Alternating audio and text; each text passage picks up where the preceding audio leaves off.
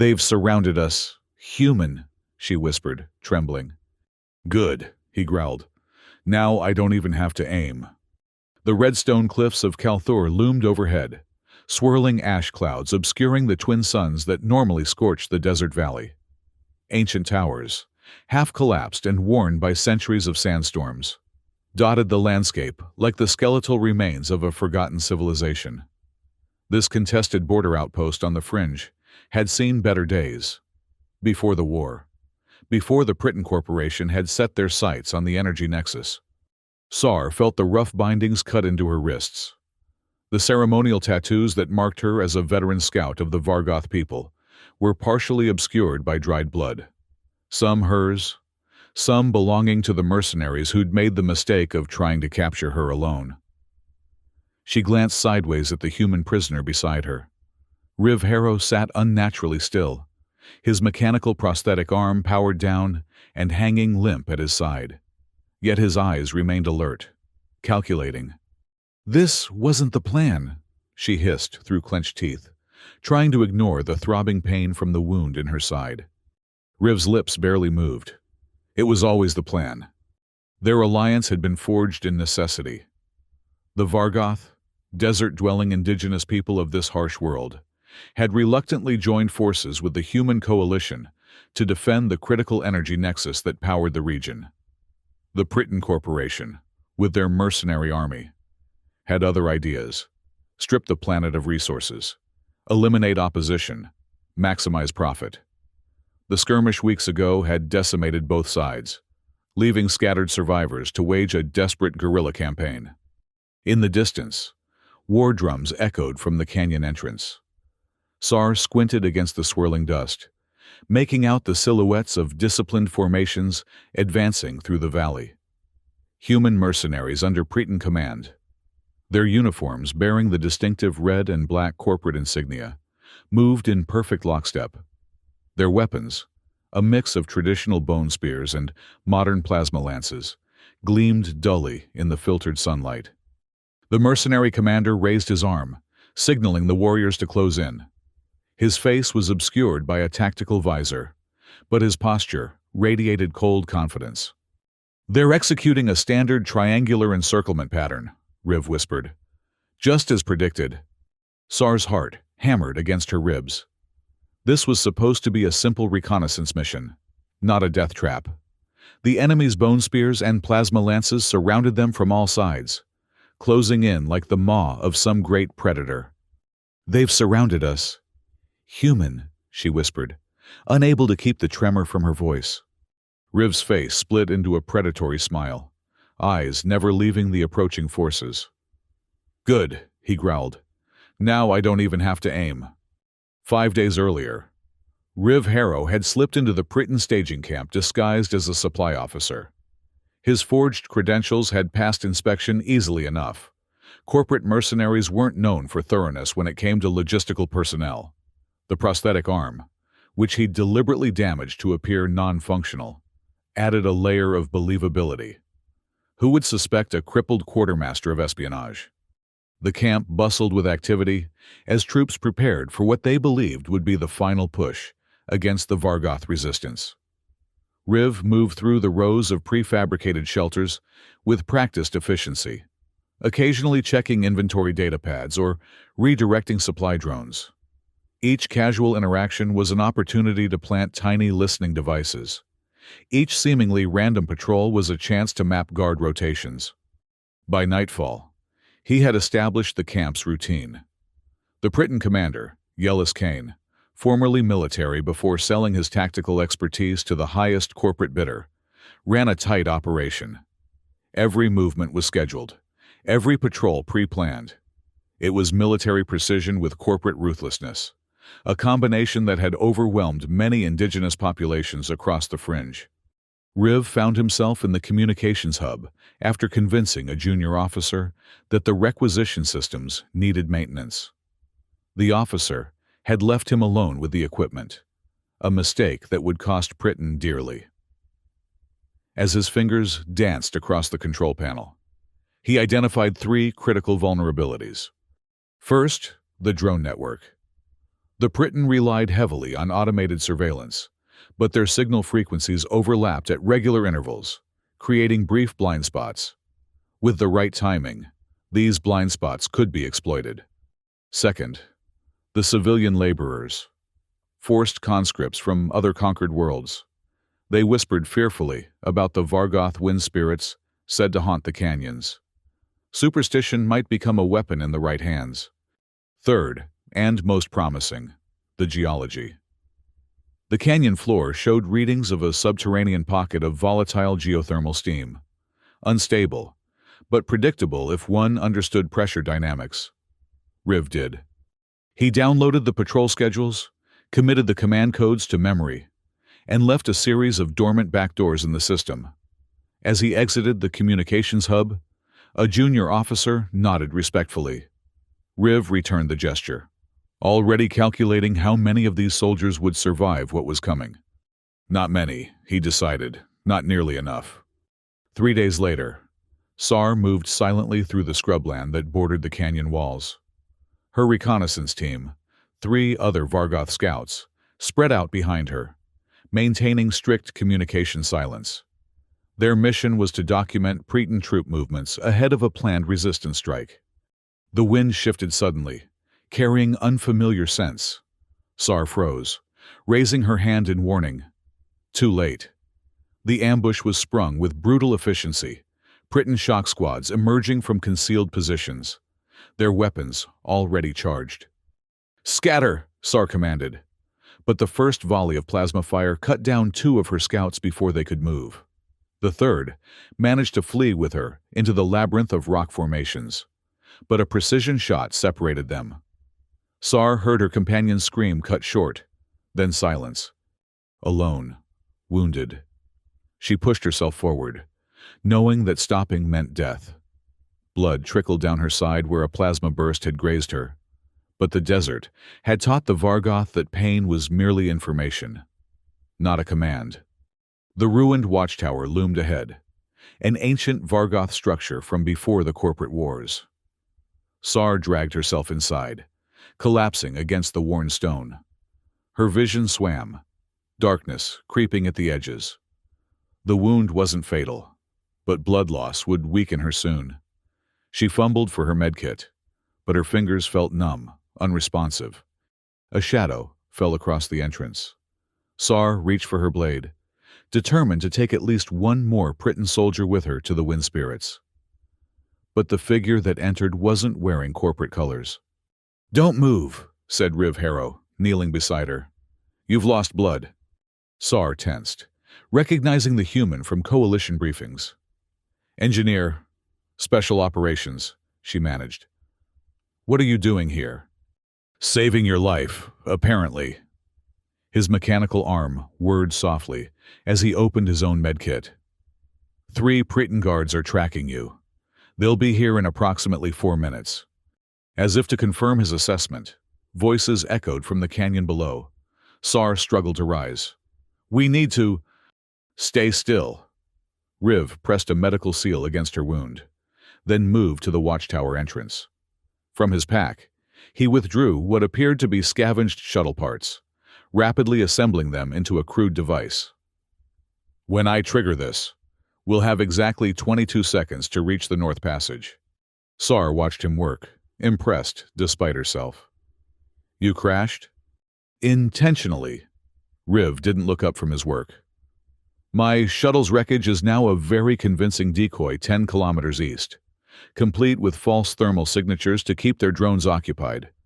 The voices grew closer. Riv finished his assembly, placed the device near the entrance, and returned to help Sar to her feet. "Can you run?" Sar grimaced. "Can you keep up?" A ghost of a smile crossed Riv's face. Then, he triggered the device and pulled her toward the northern exit. Behind them, a blinding flare erupted, followed by confused shouts and plasma fire directed at phantom targets. They emerged onto a narrow ledge overlooking the deeper canyon. Sar indicated a nearly invisible path down the cliff face. "This way. My people have traversed these walls for generations." "I need to reach their command post," Riv said as they began their descent. Their systems are vulnerable, but I need physical access to exploit them fully. Sar studied him for a moment. The secret Vargoth caves beneath the canyon floor. They'll lead us behind their lines. And in return, you help me disrupt their operations from within. Sar's eyes hardened. They killed my scouts, my kin. Riv nodded once. Then we have a pact. That night, under the cover of darkness, Sar led Riv through winding caverns that honeycomb the bedrock beneath Kalthur. These ancient passages, carved by water in an age when the desert had been fertile, were sacred to the Vargoth. Using them to infiltrate an enemy base would have been sacrilege in peaceful times. But these were not peaceful times. They emerged within the perimeter of the Preton fortification, behind the primary sensor grid. Guards patrolled less than 20 meters away, but their attention was focused outward, not inward. The drone control hub is there, Sar whispered, indicating a low structure bristling with communications equipment. Heavily guarded. Riv studied the patrols, noting their timing. There's a 7-second window between shifts. I need 3 minutes inside. Sar nodded. I'll create a distraction. When the patrol passed, Riv slipped toward the hub, while Sar moved toward the eastern perimeter. She located what she was looking for, a collection of Vargoth ritual markers, stolen from sacred sites and carelessly piled near the laborers' quarters. The conscripted workers from other worlds had grown fearful of these artifacts, believing them to be connected to the vengeful wind spirits of Vargoth lore.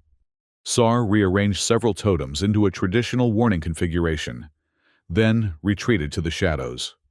Almost immediately, the effect rippled through the camp. Laborers noticed the changed symbols and began murmuring anxiously, drawing the attention of guards who moved to investigate the disturbance. Meanwhile, Riv gained access to the drone hub. His fingers flew across the controls, discreetly altering flight paths and sensor parameters. The surveillance drones would continue to patrol, but their data would show empty canyons regardless of actual activity. With the guards distracted by Sar's cultural manipulation, Riv had the extra time needed to plant deeper exploits in the system. They rendezvoused at the cave entrance an hour later, both satisfied with their initial sabotage.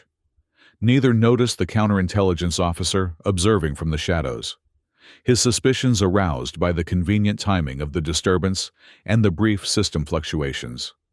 The next morning, a Preton patrol discovered the tampered drone uplink.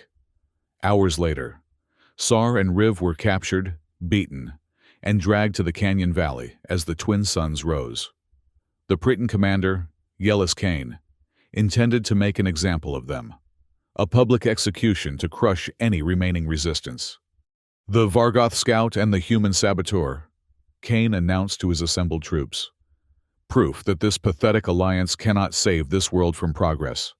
Sar and Riv were bound back-to-back in the center of the valley, surrounded by 3 formations of mercenaries, one blocking each entrance to the canyon. The execution was strategically positioned for maximum visibility. Any surviving resistance members watching from the cliffs would witness the futility of opposition.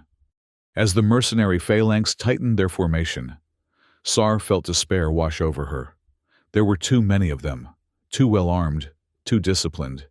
Even if they somehow broke free, there was nowhere to run. "They've surrounded us. Human," she whispered, trembling despite her determination to face death with dignity. Riv's response was unexpected. "Good," he growled. "Now I don't even have to aim." Before Sar could question his meaning, a low rumble shook the canyon floor. At first, barely perceptible, then growing in intensity until small stones danced across the ground. The Preton troops hesitated, looking to their commander for guidance. Kane barked orders. "Maintain formation. It's just a minor tremor." But it wasn't. With a deafening roar, geothermal vents erupted beneath key power generator pylons that supported the mercenary encampment's shield grid. Superheated steam burst upward, engulfing the right flank of the formation. The shields flickered and died, leaving the troops exposed and disoriented. In the confusion, Sar felt her bindings loosen. Riv had been working at the locks throughout the commander's speech. His prosthetic finger transformed into a thin pick. "Now," he whispered, "the totems." Freed from her restraints, Sar darted toward a collection of Vargoth sacred artifacts that the Priton had arranged as war trophies near the execution ground. With practiced movements, she rearranged them into configurations that no Vargoth would create, unnatural alignments that seemed to twist in on themselves, defying the eye. The effect on the conscripted laborers was immediate. Whispers of wind curse and spirit vengeance spread through their ranks. The superstitious fear that had been building for weeks, carefully cultivated by Sar's earlier manipulations, exploded into panic. Workers broke formation, fleeing in terror from the reconfigured symbols. Simultaneously, Riv activated a device concealed in his prosthetic arm. The communication network crackled with static, then broadcast a voice identical to Commander Kane's, issuing contradictory orders. "All units fall back to high ground. No. Advance immediately. Secure the prisoner. Abandon positions." The disciplined mercenary units fractured into confusion, some advancing while others retreated, creating chaos as they collided. Those near the edge of the formation stumbled over sabotaged catwalks or fell into newly opened geothermal fissures. Then came the third phase of their trap. The precise frequency of Riv's disrupted comm signal, combined with the rhythmic vibrations from the geothermal eruptions, created a seismic pattern that resonated deep beneath the canyon floor. To the untrained ear, it was meaningless noise. To the apex predators of Kalthur, it was an irresistible call. The sand shifted. At first, subtle depressions formed in the valley floor, as if the ground itself were breathing. Then, with explosive force, massive sandworms, serpentine creatures 20 meters long with armored hides and circular maws lined with crystalline teeth, burst from beneath the Priton formations. Troops vanished screaming into the sand. Others fired wildly, their plasma bolts ineffective against the worm's natural armor. The carefully planned execution had transformed into a chaotic slaughter, with the executioners now the victims. In the heart of the canyon, the Priton mercenary formation collapsed entirely. The right flank troopers, already reeling from the steam vents, found themselves cut off as a massive worm collapsed their escape route. The left flank unit, thrown into disarray by the conflicting orders and superstitious panic, turned on each other in the confusion. The central phalanx, including Commander Kane himself, faced the largest of the sandworms as it erupted directly beneath their position. Kane, to his credit, maintained his composure even as his forces disintegrated around him. He spotted Sar and Riv amid the chaos and raised his plasma lance for a final, vengeful shot. "For Priton!" he shouted, taking aim at Sar. Riv, anticipating this moment, triggered the last of his carefully placed charges. The canyon wall directly above Kane shuddered, then collapsed in a precisely calculated rockfall. The commander disappeared beneath tons of redstone rubble, his final battle cry cut short. In less than 10 minutes, the mighty Priton force had been reduced to scattered, terrified survivors. Some fled into the desert, others surrendered immediately, throwing down their weapons and begging for mercy. The sandworms, their feeding frenzy sated, burrowed back into the depths from which they came. Sar stood in stunned silence, watching the dust settle over the battlefield. "You planned this," she said finally. "All of it." Riv nodded, surveying the destruction with clinical detachment.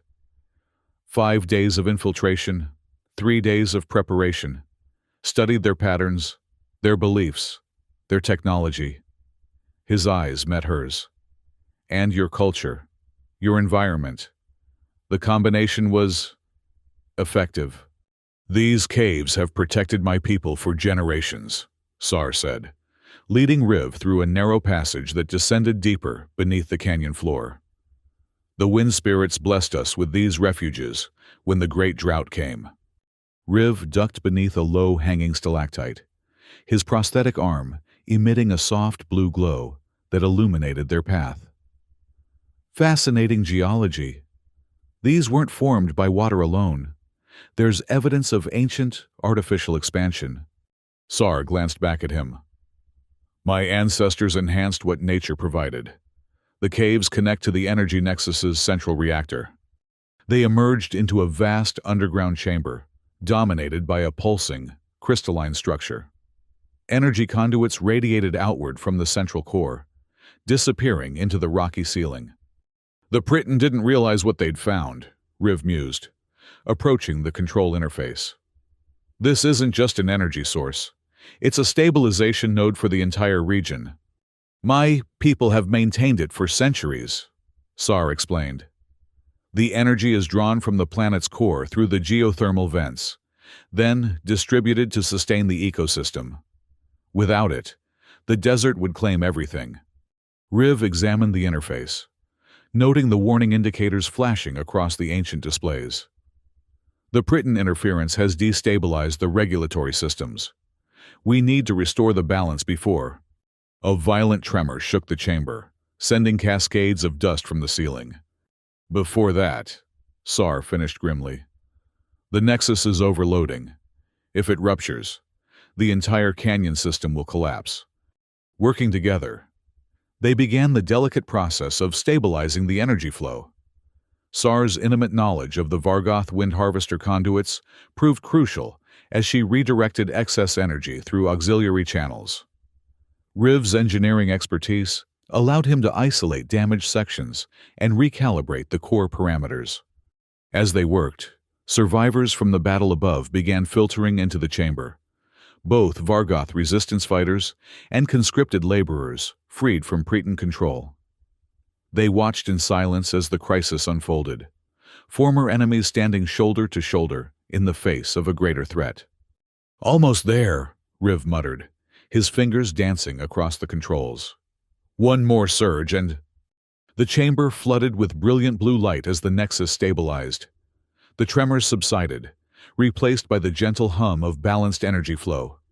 A collective sigh of relief echoed through the cave. Sar turned to address the gathered survivors. The Priton threat has been neutralized, but much damage has been done. We must work together to rebuild. A former laborer stepped forward hesitantly. They told us the Vargoth were savages, that we were bringing civilization to a backward world. His eyes fell to the floor in shame. We were wrong. You were deceived, Sar corrected. As many have been by those who value profit over life. Riv had moved to a communication terminal, where he was accessing the Priton command networks. I've recovered something you should all see, he announced.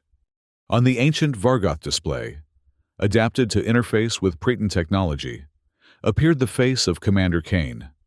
It was a recorded message, intended for his corporate superiors.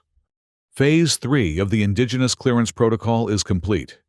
Resistance has been stronger than anticipated, but we've managed to frame the Vargoth as aggressors in all official communications. Once the energy nexus is under our control, we'll proceed with the final solution: engineered ecological collapse to make the planet uninhabitable for the native species. The resulting crisis will justify total corporate governance. Murmurs of anger rippled through the assembled crowd. Riv cut off the recording. This message has been transmitted to all Priton holdings in the sector, he explained.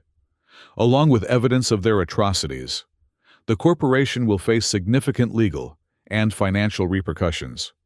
And what of us? Asked a Vargoth elder who had joined the refugees. Our homes destroyed, our sacred sites desecrated? Riv and Sar exchanged a glance. We rebuild, Sar said firmly. Together. Weeks later, Sar stood on a high cliff overlooking what had once been the battleground. The canyon valley had been transformed. Where Priton fortifications had stood, a collaborative settlement now took shape. Vargoth wind harvester turbines alongside human agricultural projects. The energy nexus, now properly maintained and respectfully utilized, provided sustainable power for both communities. Riv joined her at the overlook, his prosthetic arm now sporting several Vargoth decorative elements, gifts from the elders, in recognition of his role in their liberation. "The council meeting is starting soon," he reminded her. "The trade agreement needs your input." Sar nodded, her gaze still fixed on the horizon, where both Vargoth and human banners now flew side by side. "Did you ever doubt we would succeed?" "Constantly," Riv admitted, with unexpected candor. "The variables were challenging, but I believed in our understanding of their weaknesses. The Preton were powerful because they were predictable. They relied on strength rather than adaptability. And that was their undoing," Sar concluded. "They surrounded us, but never realized we had already infiltrated them from within. Their systems, their beliefs, their confidence. They descended toward the settlement, where a small assembly of Vargoth elders and human counselors awaited.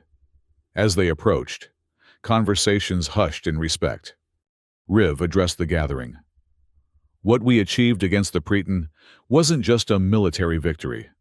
It was proof that different cultures, different perspectives, can create something more powerful than domination. We survived because we understood our enemy's rigid beliefs and subverted them. A lesson for our future governance." Sar stepped forward to stand beside him. "The wind spirits teach that strength comes not from isolation, but from connection. The human coalition and the Vargoth people are now bound by shared struggle and shared victory. Together, we will ensure that what happened here is not forgotten."